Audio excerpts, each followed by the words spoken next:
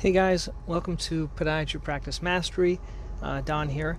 I'm going to entitle this podcast Starting from Zero, because I think one of the big challenges when we're starting out both in practice and kind of like when you're starting in residency, kind of like when you're starting in this marketing stuff, is how do you start? You know, a lot of times when I was always intimidated because I used to look at my practice that was starting out, only after a year or two or just getting out of residency, and you tend to compare yourself with those that have been in practice for, 10 years or more, and they have all these systems in place, and it looks like they're doing everything right. And I just like to emphasize, and I always like to emphasize this, that when we're comparing, first of all, you shouldn't compare. Because comparison is really the thief of all evil. So I don't recommend you comparing your practice to anyone else's practice, to my practice or to anyone else, because I do the same. When I compare it to other people's practice, I was recently talking to and interviewing some other doctors. One was in Wisconsin and another one in another state, and they're so much further ahead of me. And we're always kind of ahead of each other, where everyone you compare yourself to tends to be better. And one of the greatest concepts that I learned in Strategic Coach is something called the positive focus or the gratitude focus. And, what that is you kind of appreciate where you've come from. Because when you look forward, I think looking forward, and this is what Dan Sullivan teaches, looking forward is something that's very good if you're trying to challenge yourself, you're putting your goals out there, you wanting to do better. But the way we measure is we measure looking backward. And a lot of us forget how much progress we really have, whether it be how we made it through residency, or how we made it through our first 3 years, or how things are working for us. So it's a really good habit. And there's a great app that he has. It's called Win Streak. I use currently the Gratitude Journal, which is very similar. And that's a good way to keep the gratitude, because otherwise what happens, you end up getting in this thing called a gap. You're like comparing with everyone else and you're feeling bad, and really everyone can feel bad when we compare different areas. If I compare a different area to someone else outside of what I'm really kind of good at or what I've worked at, then I'm going to feel bad. And it's just naturally that way. But what I want to specifically talk about today is when you're wanting to start out, let's say you're just finishing residency or you've been in practice and you haven't really done any of these marketing things and you want to start doing them. And it gets a little overwhelming if you don't have anyone to do it, if you don't have a who to do it for you. And recently I was talking to a physical therapy group, and they asked me, well, Don, how would you get started, or what do you recommend for getting started and doing all of this? Because there's so much technology, there's so many different ways of doing it. You don't have very much time to waste, so you want to be the most efficient that you can be. So if I were going to, and this is a good way to think about things, if you were going to start over again, what is it that you would have told yourself in the beginning that you didn't know? So what would I have told myself that I didn't know in the beginning? Okay, so the first thing I would have told myself, let's talk about a couple of areas here. Okay, a couple of areas that have worked for me. Okay, because not all the areas have worked. I have just as many flops as I do successes, but I just keep trying things. And I want to be frank, I'm like a lot of people. I get down. I'm like, I tried that, it didn't work, and I give up on it usually for 6 months or a year or 2 years, and then I come back to it and I try it again. And so really the obstacles and not doing well the first time is really part of it. As I've told before, if you've listened to any of these, my first couple of podcasts flopped. I initially wanted to get into healing diabetic foot wounds, which I don't like, and that was my first website, podcast, How to Heal My Foot Wound Fast. My YouTube channel, if you look all the way back to the beginning, I really did only sporadic videos, and I thought it was very challenging. I had no clue how to do it. Technology has really advanced since then, and but some of those initial videos are the ones that produce the greatest revenue. Those ones on wounds are the ones that are bringing in the greatest revenue. And so let's kind of get into it here. So let's talk specifically about something that would really help your practice, let's talk about social media, email, and then a format which would be YouTube. And I'm going to talk about YouTube, and you could use it just as easily, and you could use this being your blog. And what I want you to imagine, it's a hub and spoke, okay? And what I mean by a hub and spoke, the hub is the center, and the spokes go all around. So for us that are busy, and if you're wanting to do this yourself, or even if you're paying someone to do it, you're going to have one source of material, and that content you're going to reutilize in other places. And you have to figure out what is your best method of doing that. And basically you want to look at what's easy, okay? Because if it's not easy, you're not going to do it. If it's hard, if you don't like doing it, if it's too technologically challenging, if you don't have anyone to help, you're really not going to do it. So you want to think about that one thing that's easy, and then you want to look at that thing that is fun. Okay, this is something that no one taught me about in the beginning. I know it sounds really simple, but you want to look at a method that's easy and something that you enjoy. Why do I say that? Because in the beginning, the first mistake I made was I did this on foot wounds. Okay, I really didn't like treating a lot of foot wounds. It just wasn't that exciting to me. I felt kind of obliged because of the practice that I joined. They wanted me to do that, and I kind of wanted to just do what they wanted me to do. And I realized I didn't like the wounds. What I did enjoy was making the videos about wounds and writing the books about wounds and all these other things about wounds that I liked, and these different systems and things like that. So figure out what you really enjoy, like what's fun, and then what's easy for you to do. And so think about that. Now, is that going to be writing, or is that going to be making a video, or is that going to be making a podcast? So it's going to be something that you're going to do every day, and something that's going to be easy, something that's going to be fun, and it's just going to come natural. And this idea I didn't learn from myself, but I learned it from Russell Brunson. Okay, he talks about a lot of these podcast or hacker secrets or YouTube secrets or things like that. And what I've come upon, and as you can see the way I do it, is the one thing I find super easy and super fun is this Podiatry Practice Mastery. And something you would even do for free. And that's this. This is something I just enjoy. I've always enjoyed it. I've enjoyed this in school. If you know anything about me, back to the beginning, I was at Scholl, and during my study breaks, I used to read through the annals of podiatry management, because that's what I enjoyed. I don't know why. I don't know why. I've always enjoyed kind of the business aspect, the marketing aspect, these things like that. I've enjoyed that forever. And so find that one area that you really enjoy and the method that you can make content that's really easy for you and that's fun. And so that's the first method. So I'll talk about podcasting, and then I'll talk about YouTubing, because those are the twoest things. You could just as easily write a blog, okay, if you like to do that. And then the key is to do that every single day. And I know that's how Don, I don't have any time. Well, if it's easy and if you like doing it, you're going to do it every day, because it's not like work. It's not like, if you don't like going to the gym, it's not like going to the gym. So let me tell you my workflow, as some of you might know, with Podiatry Practice Mastery. Every day when I get in the car, or when I'm on the way home, or when I have time, I will do a podcast. And I just love it. And it's so much fun. And all I do is this is something that's key. You just want to document your journey. You say, how do you think of so many ideas? All you do is document your journey of whatever you're passionate about and what you're learning. Okay? So let's say you really like sports medicine and you want to do a podcast, or you want to do a YouTube. You just document your journey, what you're learning, what type of patient you saw, what's exciting, what motivates you, what's new, what new technology is interesting, and things like that. That's all you do. And the way I set it up for Podiatry Practice Mastery is I leave every Monday open, and then I leave the weekends open, because I don't like to do it on the weekend.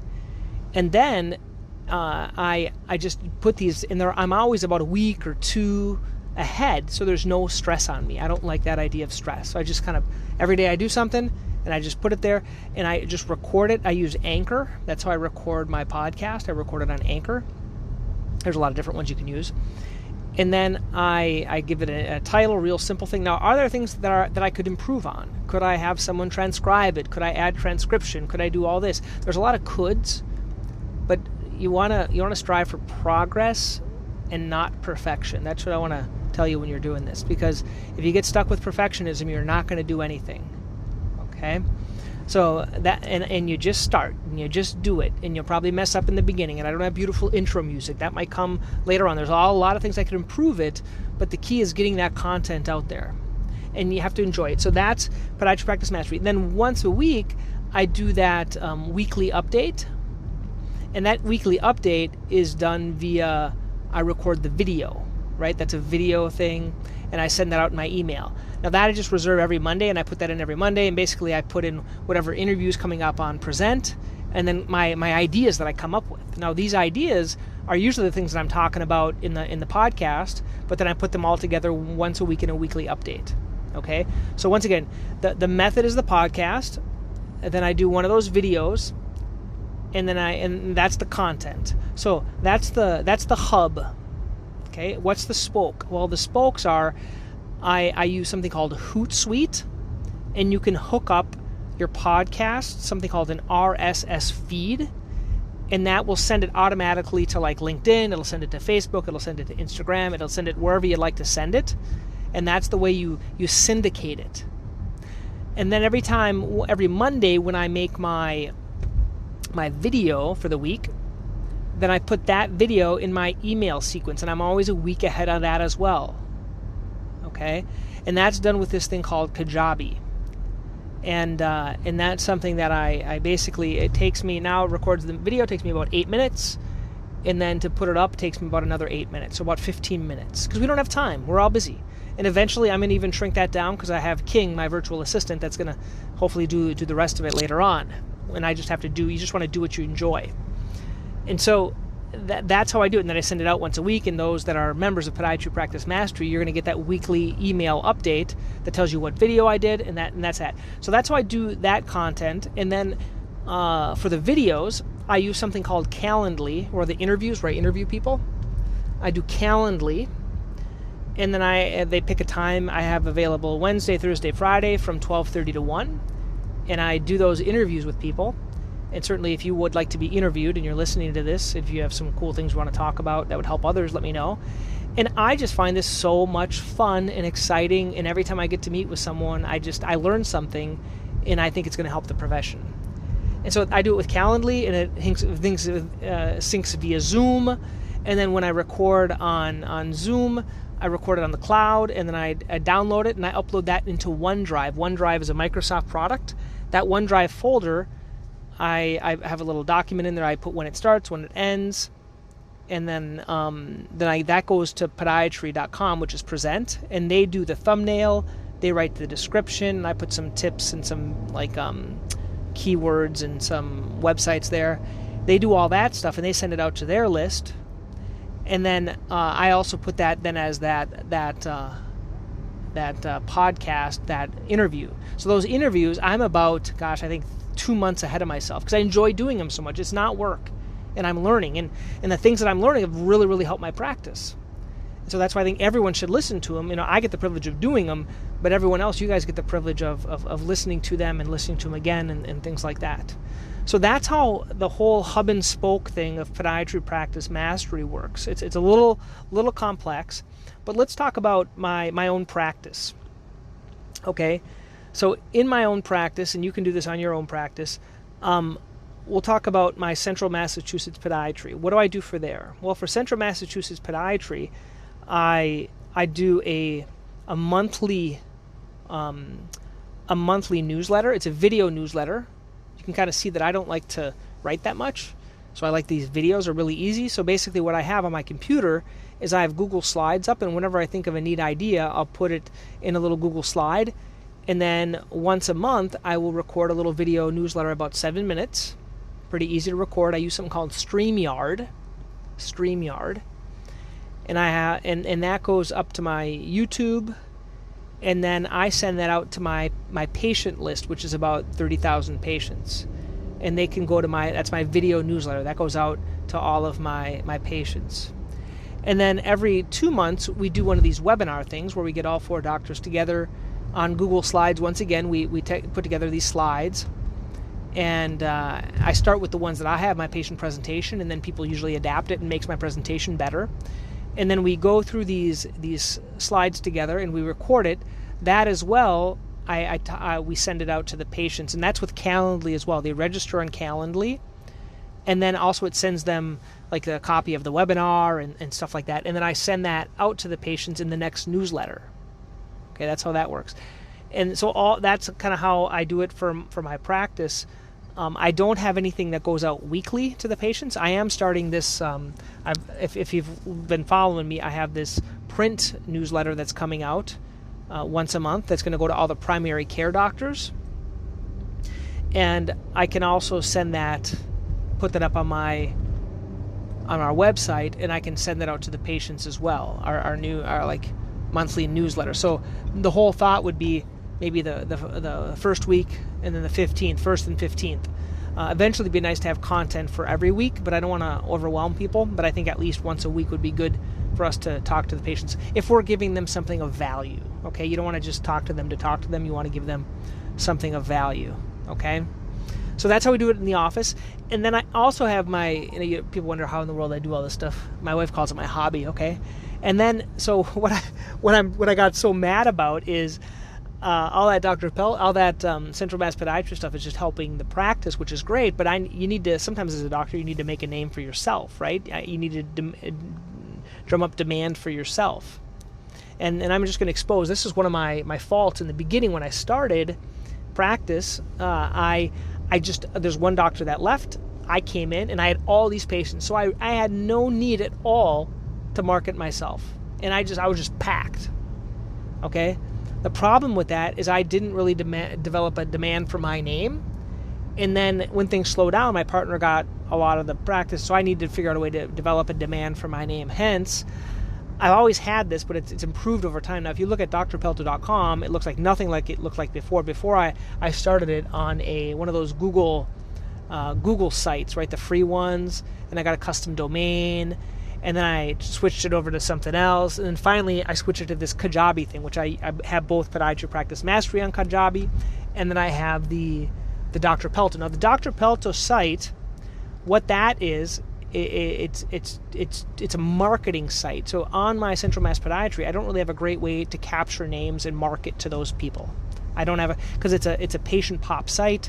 There's really not any great marketing, call to action, stuff like that there. So, and I don't know how to do it. I don't know how to get that call to action. So I have another one where I kind of compete with myself. Looks very similar, the two sites. And on this Dr. Pelto site, what I do there is it's combined with that list, so I can send all the people, and I have these books on there. So all these books, and then I put the books together with videos, and I call them a course. So I have books and courses, and I have the welcome packet. So all that has taken time. Okay, don't try to do everything at once. And the reason I did that is so I'm competing with myself, building a demand for myself, and most importantly, building a list. So I have my list of active patients, but at my Central Mass Podiatry, I don't have a list of people that are interested. I don't have a list of people I can market to. So that's what the Dr. Pelto is. So for Dr. Pelto, everything points to that site. So my YouTube page points back to that. When people sign up for those books, that's when they're going to be getting on my list, and then I can send them things out. Now, I am not as consistent with the Dr. Pelto one, probably because I just don't have enough time. Okay, all I really use Dr. Pelto is to add people to the list when they get my books, and then to give out information. And that's what I'm currently using for. I like to. So I have this ticker system more of like little videos, and those videos are more for YouTube. But then they go push people to the Dr. Pelto. So that's why that one's not as advanced right now. It's not sending something to people every week, which it should be. But once again, like you guys, I don't have time all the time for this. So that's kind of how I use it. And then the YouTube that's taken a long time. In the beginning, I didn't have hardly any subscribers, and then it slowly increased. And with YouTube, once again, with that thing called Hootsuite, you can put your RSS feed from your YouTube page, and you can send out all the YouTubes to all your social media. Everywhere it does it automatically. So it sends it to my LinkedIn, it sends it to other places. And my YouTube is mainly what I'm focusing on now, because that's the easiest. Okay, and that's one where I have a virtual assistant for. And I didn't always have that, but now I do. And for the videos, it's just gotten super easy. Gosh, it used to be so hard. So hard. But now I have this thing called StreamYard, so I have a little intro, I talk something, hey, we're going to talk about bunions today, put on the intro music, I do a little talk with the screen, and I show people stuff, and I do a little outro, and then I offer whatever course it is, whatever I'm teaching them. And that's fun. And it's fun for a couple of reasons, and I'll tell you why.